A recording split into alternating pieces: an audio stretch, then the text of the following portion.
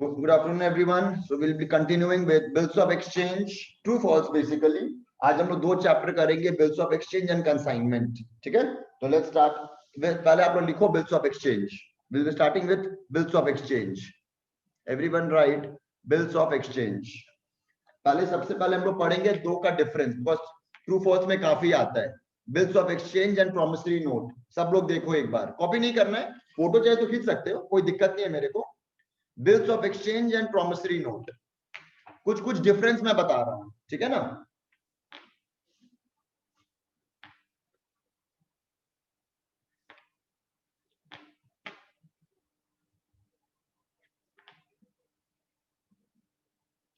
Bills of exchange is an order. Promissory note क्या होता है? It's a promise. Bills of exchange का specimen देखो, ठीक है.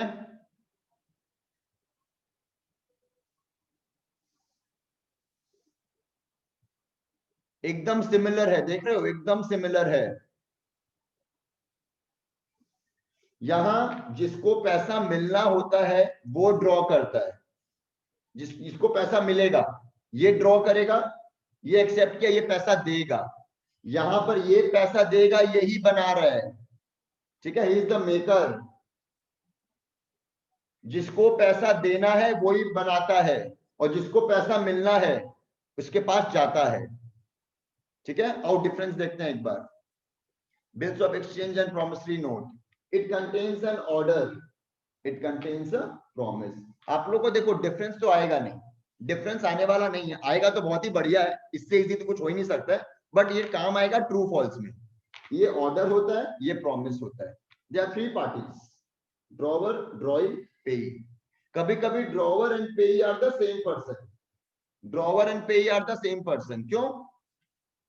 सॉरी, ड्रॉई एंड पेई, ठीक है ना. पेई मतलब सॉरी, ठीक है, हम ठीक ही बोले थे. पे एक होता है पेयर, ये है जो पेमेंट कर रहा है.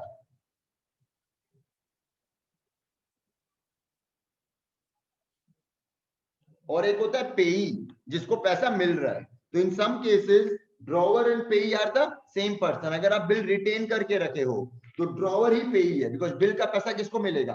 पेई को. तो ड्रॉवर ही है. और कभी कभी ड्रॉवर पेई अलग अलग क्यों होता है? अगर आप डिस्काउंट करा दिए तो पेई कौन हो गया? Bank.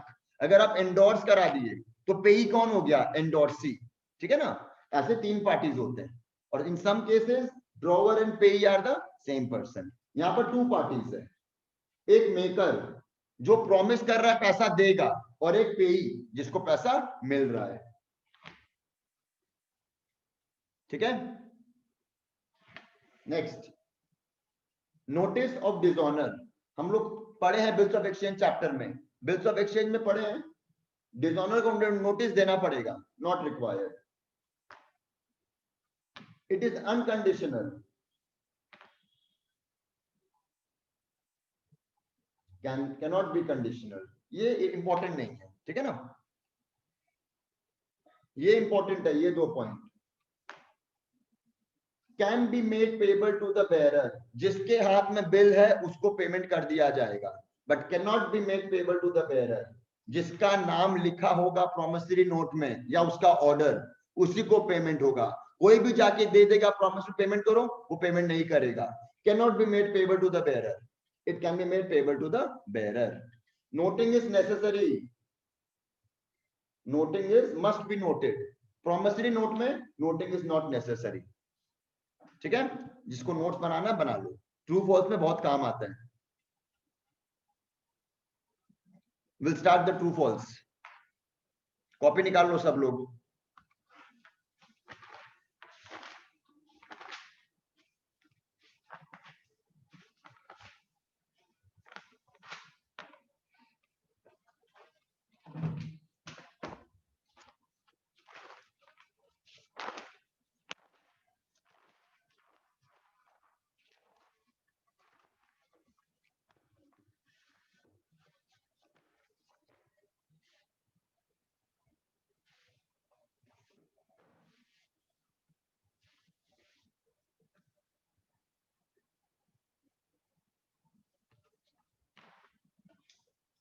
Third class bills of exchange. Questions लिखो।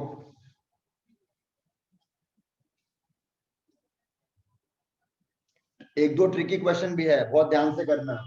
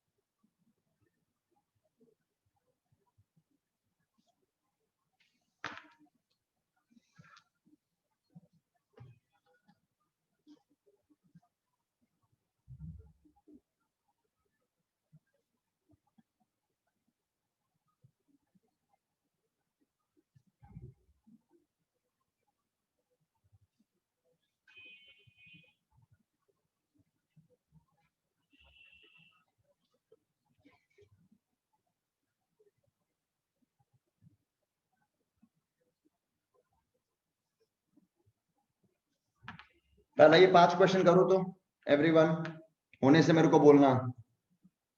Do the first 5 questions.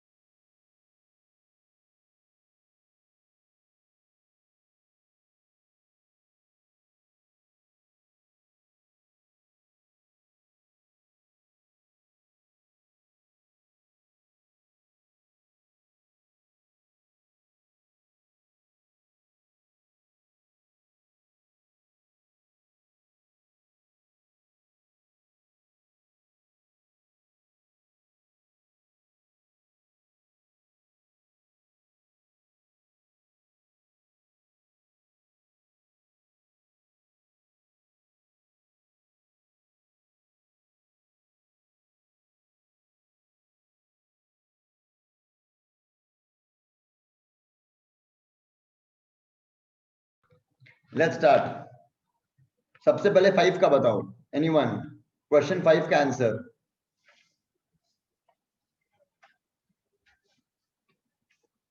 5 का इज फॉल्स। ओके, क्योंकि भैया बी एक्सेप्ट किया है और वो इंडोर्स नहीं कर सकता, वो ड्रॉ ही है।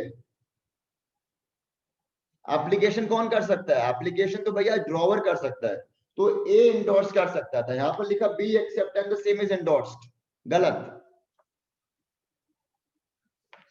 4 का बताओ। False. First the old bill is cancelled, interest entry is passed and then नया बिल बनता है। तो cancellation entry is required, basically the dishonour entry.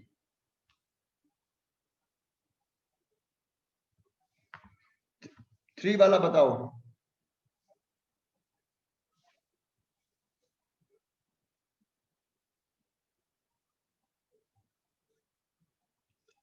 गलत है सब लोग, आधा लोग गलत है। केतन गलत, राजीव गलत, अमन गलत। Discount at the time of retirement of a bill. Retirement मतलब बिल का पैसा जब पहले ही मिल जाता है, rebate is a gain for the ड्रॉई। Yes, उसको कम पैसा देना होता है, उसको कम पैसा देना होता है रिटायरमेंट में। अगर 10,000 का बिल है तो वो देता है 9,700 ही, तो उसके लिए 300 का गेन हो जाता है। तो ये ट्रू है, 3 is true. Discount at the time of retirement is rebate. हड़बड़ा क्यों रहे हो? टू का बताओ।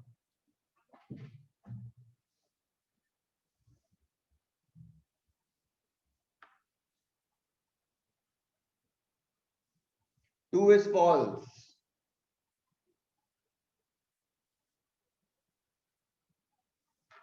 ठीक है, one is tricky, one is tricky.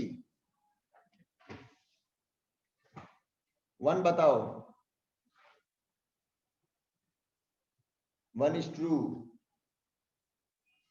A bill given to a creditor. यहां पर सपोज पार्टी, एक पार्टी है राम, ठीक है, यहां पर है श्याम। ये बिल इसको दिया है और ये बिल का पैसा भी देगा इसको। ऑब्वियसली मानिए बिल एक्सेप्ट किया है, ये एक्सेप्ट करके बिल दे दिया है। क्यों एक्सेप्ट किया भैया? बिकॉज ये बिल दिया है अपना क्रेडिटर को, माने ये पैसा देगा इसको। अगर ये पैसा देगा इसको तो इसके लिए क्या है, ये इसके लिए ये बिल्स पेएबल ही है। कहीं नहीं लिखा है कि ड्रॉन या एक्सेप्ट, सिर्फ लिखा है बिल दिया है क्रेडिटर को। तो ऑब्वियसली हमको समझना पड़ेगा कि ये जो बिल दिया है ये एक्सेप्टेंस का बिल दिया है। श्याम इसको बिल बना के दिया होगा और ये एक्सेप्ट करके बिल दे दिया अपना क्रेडिटर को वापस, क्योंकि क्रेडिटर को तो पैसा देना पड़ेगा। तो ये बिल दे दिया इसको कि ये पैसा दे देगा बिल का, तो इसके लिए क्या है, ये बिल्स पेएबल है। This is true. तो ध्यान से करना पड़ेगा, ठीक है ना।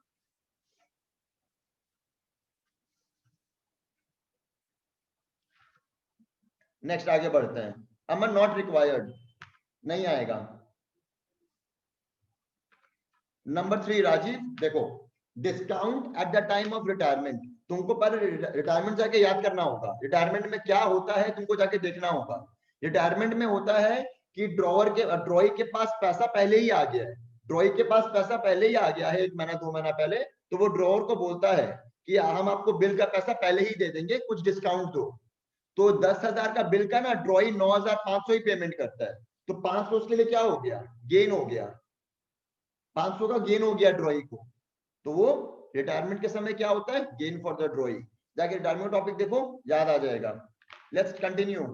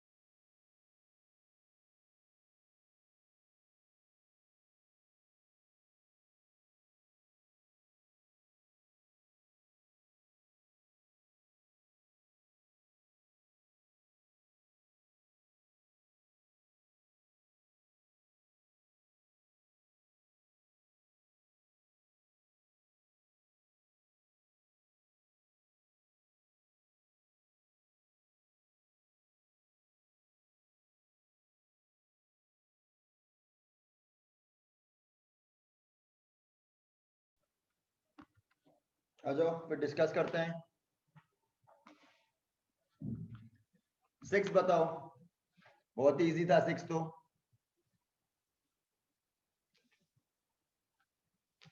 6 इज ट्रू, ओके। 7 बताओ।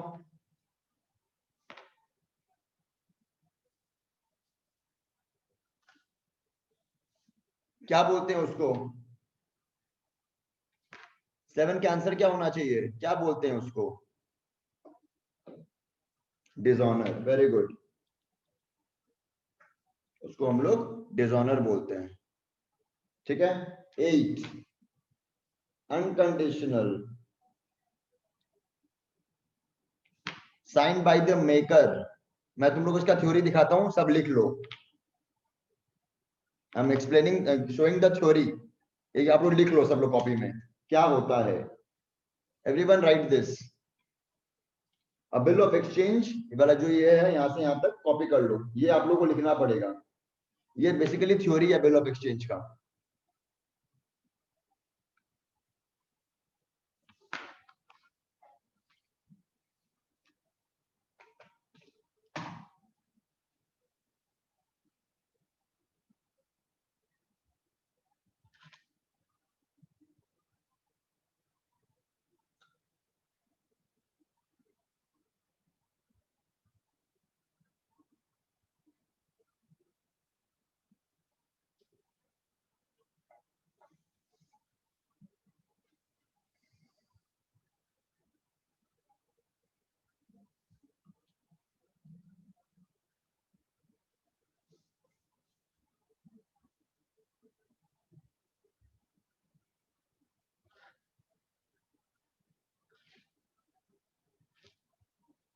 आ जाओ 9।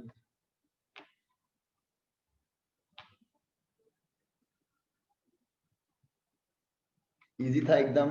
9 फॉल्स। 10 बताओ। 10 is true, very good, true. 11 बताओ।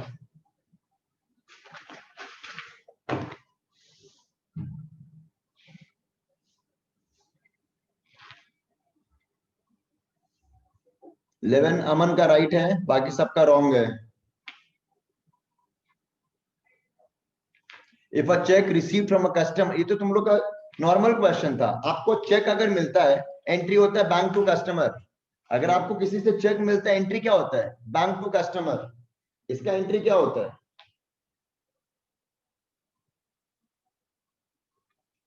Bank to customer. और अगर वो चेक डिसऑनर हो जाए तो एंट्री क्या होगा? Customer to bank. तो किसको डेबिट कर रहे हो? कस्टमर को। आप लोग पता नहीं आप लोग क्या आंसर लिख रहे हो, सॉल्व क्यों नहीं करते हो ट्रू एंड फॉल्स को? सिंपल सा तो क्वेश्चन था कि if a cheque is receive from a customer is dishonoured. Normal जब चेक मिलता है कस्टमर से, एंट्री क्या होता है? Bank to customer. ये हो गया डिसऑनर। एंट्री क्या होगा? Customer to bank. तो इसको आप लोग फॉल्स बोल रहे हो। ये सब क्वेश्चन आप लोग को रॉन्ग कर रहे हो आप लोग। बोले 12 बताओ।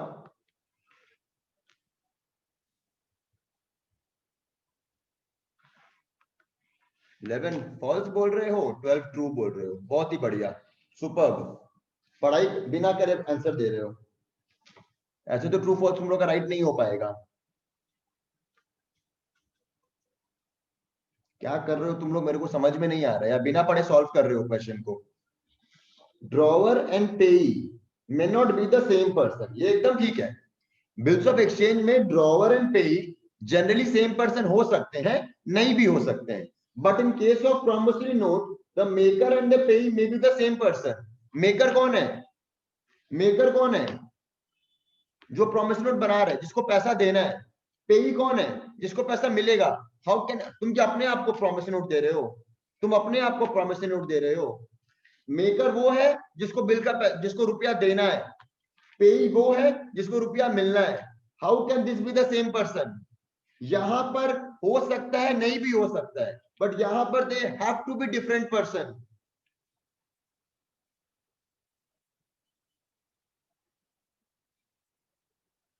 Very bad. ये लास्ट का 2 आंसर्स एकदम सिंपल क्वेश्चंस था, ये राइट देना चाहिए था आप लोग को। चलो will start consignment after this.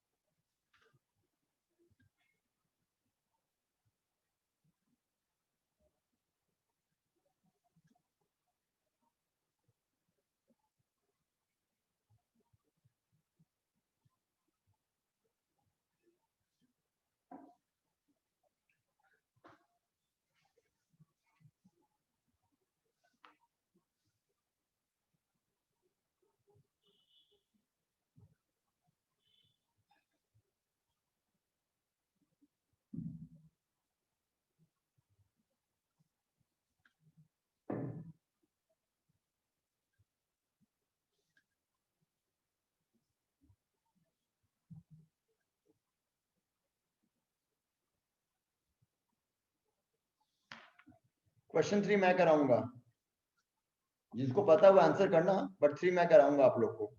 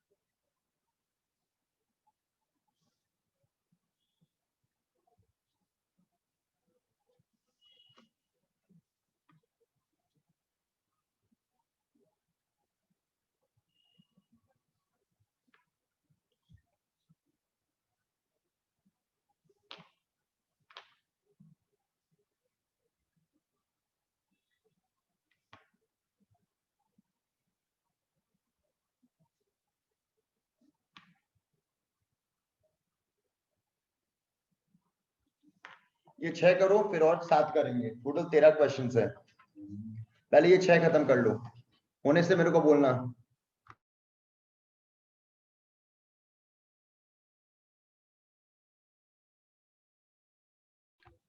Point 3 and 5 are good questions, माने ये हम लोग का थोड़ा मैं करा दूंगा आप लोग को, ट्राई करो लेकिन 3 एंड 5 के साथ।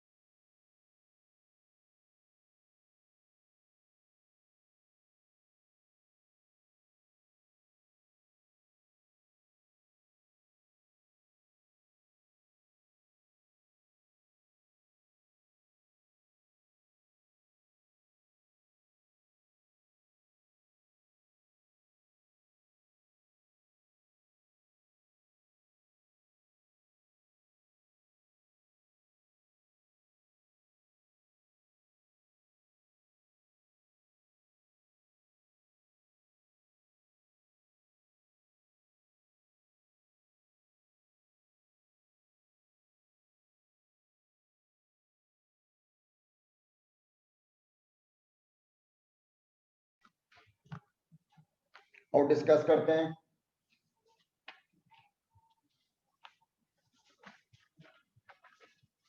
पहला क्वेश्चन का आंसर दो, सोच समझ के ट्रू फॉल्स दिया करो, हड़बड़ा के मत दिया करो, पहले क्वेश्चन पढ़ा करो क्या बोल रहा है। आप लोग को मैं बोला हूँ 12 मार्क्स का ये है, अब यू कैन टेक 20 मिनट्स, सोच समझ के आंसर दो। चलो बताओ 1 का, 1 इज फॉल्स, क्या करेक्ट आंसर है? करेक्ट आंसर क्या है 1 का? रिस्क ऑफ कंसाइनर होगा, ठीक है ना, सब कुछ कंसाइनर का होता है। ओके, 2 इज थ्योरी ट्रू, 2 तो थ्योरी था, 2 इज ट्रू।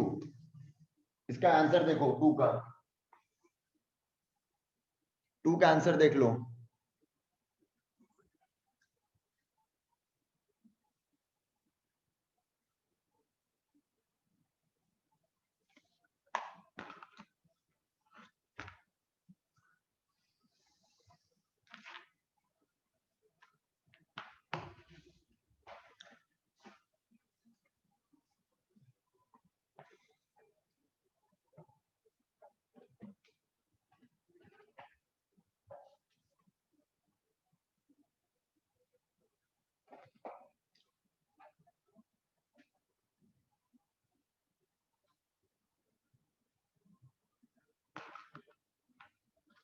ठीक है, 3 सॉल्व करते हैं। 3 के लिए क्या लिखा है? Account sales is a statement sent by the consignor to the consignee. किसी को पता है क्या होगा 3 का आंसर? एनीवन 3 का answer? 3 is false. Okay Rajeev तुम्हारा गलत था, 3 इज फॉल्स। क्या होता है सुनो, आज कंसाइनर क्या करता है, कंसाइनर गुड्स भिजवा देता है, कंसाइनर गुड्स भिजवा देता है कंसाइनी को और बोलता है तुम बेचो, अपना कमीशन काटो, क्या क्लोजिंग स्टॉक है, क्या रिकवरी है, क्या एक्सपेंसेस है, सब मेरे को बना के एक स्टेटमेंट भेजो। तो जो कंसाइनी भेजता है ना कंसाइनर को कि मैंने आपका इतना सामान बेचा, इतना खर्चा लगा, इतना कमीशन होता है और इतना आपको मैं पैसा वापस दूंगा और इतना स्टॉक बचा है, ये सारा का सारा डिटेल्स कंसाइनी भेजता है कंसाइनर को इन अ स्टेटमेंट फॉर्म, जिसको हम लोग बोलते हैं अकाउंट सेल्स। तो अकाउंट सेल्स जो स्टेटमेंट है वो कंसाइनी भिजवाता है कंसाइनर को, ठीक है। आंसर देख लो।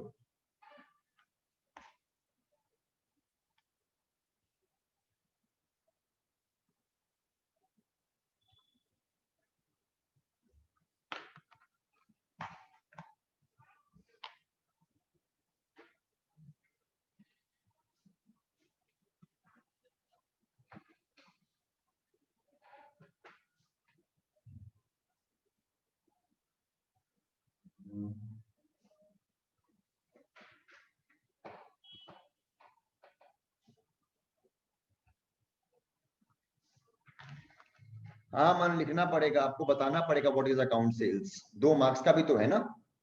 आप लोग ये ध्यान रखो, 12 मार्क्स का क्वेश्चन है, 12 marks can give you 20 minutes. तो 20 मिनट्स लो ना, आपको कौन करने बोल रहा है उसको 3-4 मिनट में। 12 में 7 या 8 मिलके छोड़ छोड़ देगा आपको, तो क्या होगा, 4 मार्क्स फालतू का चला गया ना। तो जहां पर आप डिटेल्स लिख सकते हो लिखो, कोई दिक्कत नहीं है। चलो क्वेश्चन 4 के आंसर बताओ। ठीक है, जो कॉपी करें पहले कॉपी कर लो।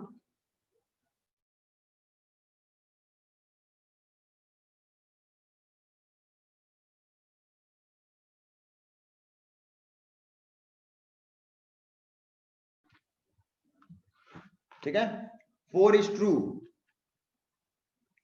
is normally calculated on total sales। But आप लोग बताना what is del credit. Del credit commission is given to avoid the risk of bad debts. It should have been given on credit sales only, but is given on total sales. पूरा बताओ, 2 marks का worth लिखो ना answer, कि 2 लिख के छोड़ दोगे क्या होगा। बताओ क्या डेल क्रेडिट, वो क्यों दिया जाता है, to avoid the risk of bad debts. It should have been given on credit sales but is calculated on total sales. ठीक है, 5, एनीवन विद 5, किसी को पता है 5 का आंसर। Very good.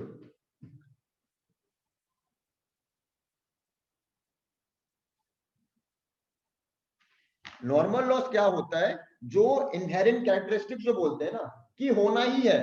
आप पेट्रोल लेके जा रहे हो, पेट्रोल कितना बार इवेपोरेट कर जाता है। आप डीजल लेके जा रहे हो और ढक्कन खुला ही छूट गया, जब क्या होता है ढक्कन खोल के ट्रांसफर करते हैं लोडिंग अनलोडिंग, तो थोड़ा डीजल इवेपोरेट कर जाता है। इसको आप कंट्रोल नहीं कर सकते हो, ये कमोडिटी का इनहेरेंट कैरेक्टरिस्टिक्स है, विद इन द कमोडिटी ये होगा ही, इसको आप अवॉइड नहीं कर सकते हो। ये है unavoidable loss.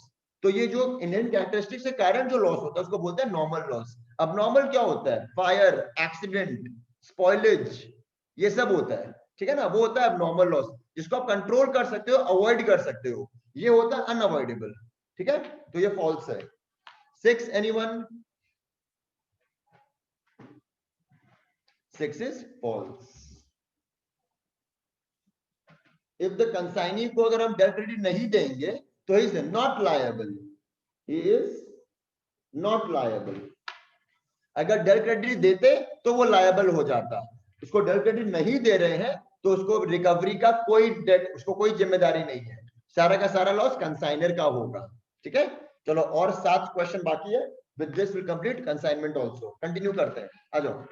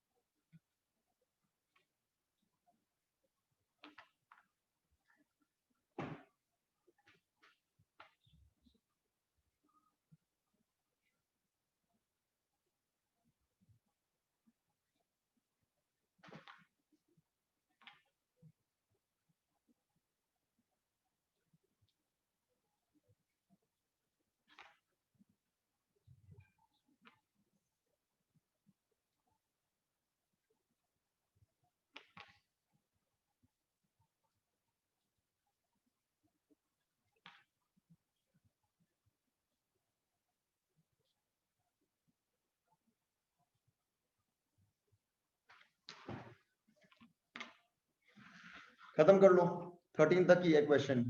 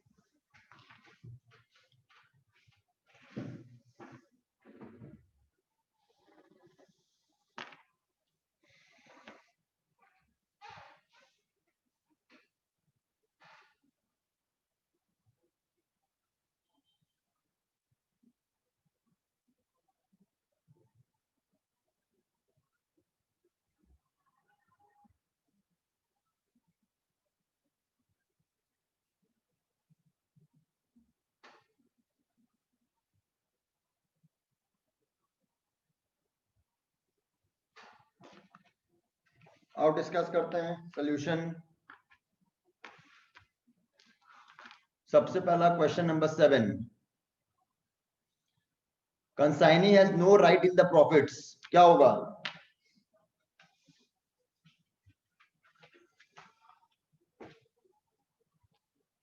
Seven is true, उसको सिर्फ कमीशन से मतलब है, उसको किसी से मतलब नहीं है।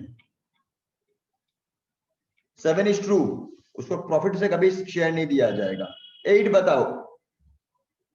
8 इज ट्रू, सिंपल था। 9 बताओ। 9 इज फॉल्स। एक और चीज देख लो आप लोग, टोटल तो होता ही है बट इसका थ्योरी देख लो 9 का आप लोग।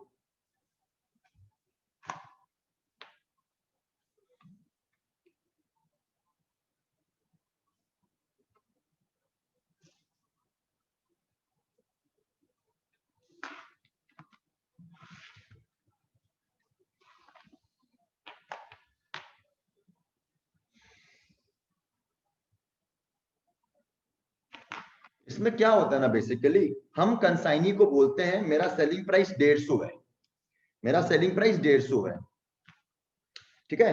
तुम अगर 175 में बेचोगे ना तो 25 का भी तुमको हम कुछ कमीशन देंगे। तुमको हम 175 में तो कमीशन देंगे, वो तुम आराम से निश्चिंत रहो। बट जो हम चाहते थे तुम 150 में बेचो, अगर तुम इसको 175 में बेचोगे तो 25 रुपया जो एक्स्ट्रा बेचे हो तुमको हम इस पे भी क्या देंगे, कमीशन देंगे। इसको बोलते हैं extra commission, called overriding commission, ठीक है। देख लो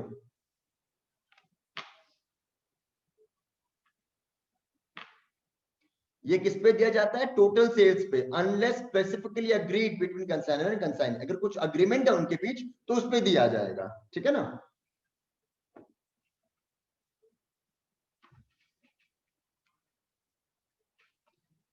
10 बताओ।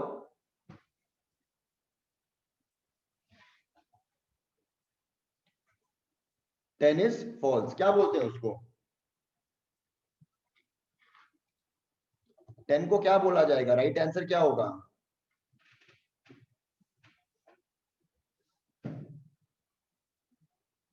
डेल क्रेडिटरी, ठीक है।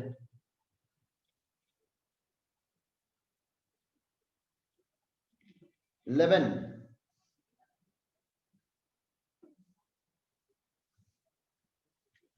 बस यहीं पर तो हो गया ना गड़बड़। यहां देखो क्या लिखा था, यहां क्या लिखा था, sales exceed a specific amount, और यहां पर क्या लिखा हुआ है, सेल्स एक्सीडिंग टारगेट्स, डिफरेंस है दोनों में। क्या होता है, अगर मैं आपको बोलूं आप ना आज 10,000 यूनिट बेचोगे तो तुमको कमीशन। एक बात बता रहा हूं, टारगेट्स क्या होता है, मैं टारगेट दिया तुम 15 यूनिट्स बेच, वो बेच दिया। मैं उसको टारगेट दिया कि तुम 15,000 यूनिट्स बेचो, तुम बेच दिया 16,000 यूनिट्स, तुमको हम देंगे ओवरराइडिंग कमीशन। तुम लोग हड़बड़ा के आंसर कर रहे हो, मैं वापस बोल रहा हूं। ओवरराइडिंग कमीशन होता है कि हम 150 में बिकवाना चाहते थे, हम 180 में बिकवा दिए, तो ओवरराइडिंग कमीशन। यहां पर हम बोले थे तुम 15,000 यूनिट्स बेचो, वो बिकवा दिया 17,000 यूनिट्स, तो कमीशन देंगे उसको हम। एक्स्ट्रा कमीशन क्यों देंगे उसको, ऑलरेडी जितना वो बेच रहा है उसको हम नॉर्मल कमीशन दे देंगे। ओवरराइडिंग कमीशन होता है आप जब मेरा सेलिंग प्राइस से ज्यादा बेचते हो, उसमें आपको हम देते हैं ओवरराइडिंग कमीशन। आप लोग वर्ड्स में ध्यान नहीं दिए, sales target exceeding overriding commission. मैं हमेशा बोल रहा हूं हड़बड़ाओ मत, क्वेश्चन इजी लगेगा आप लोग को, बट ध्यान से समझ समझ के पढ़ो और करो। फॉल्स 11, सब कुछ हड़बड़ा के आंसर नहीं होता है। 11 का आंसर पढ़ो।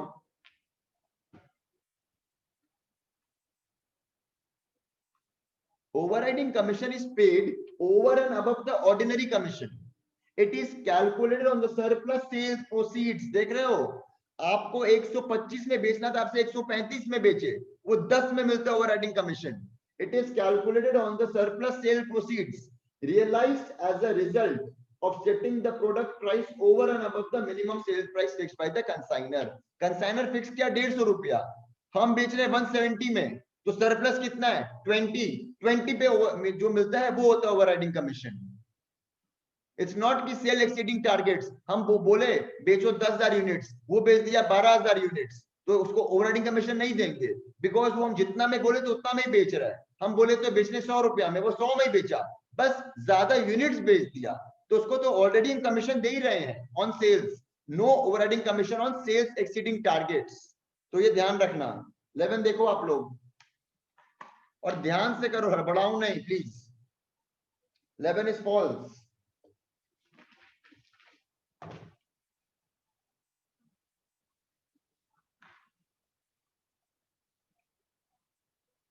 ट्वेल्थ बताओ।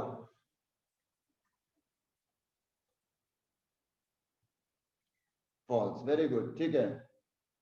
कौन बियर करेगा, कंसाइनी ही बियर करेगा, ठीक है। लास्ट 13 बताओ। 13 इज फॉल्स। ओनरशिप कभी आता ही नहीं है कंसाइनी के पास, वो सिर्फ कंसाइनर क्या करता है, गुड्स भेज देता है कंसाइनी को, और जब कंसाइनी जिसको भेजता है जब उसको बेच देता है तो ट्रांसफर ओनरशिप का सीधा उसके पास चला जाता है, ठीक है ना। तो आंसर फॉल्स है। तो this completes the theory true and false of consignment and bills of exchange. मैं आप लोग को बस अभी एक चीज थ्योरी दिखा रहा हूं of normal loss and abnormal loss, ये भी आप लोग देख लो तो आप लोगों को क्लियर हो जाएगा पूरा कंसाइनमेंट का theory.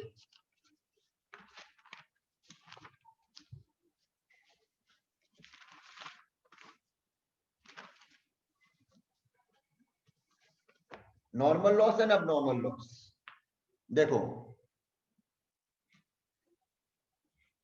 Normal loss is unavoidable, abnormal loss is avoidable. Inherent characteristic,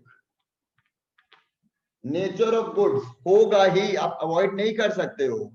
unforeseen event such as accident, हम देखे नहीं थे, होगा, हो गया, ठीक है। Not insurable, can be insured. Almost certain, होगा ही, अनसर्टन, हो भी सकता है नहीं भी हो सकता है, ड्यू टू अनफोर्सिन इवेंट्स, ठीक है। देख लो, और कुछ नहीं करना, 4 पॉइंट ही देखना है बस। कॉपी कर लो, फोटो खींच लो। This will complete today's class, thank you.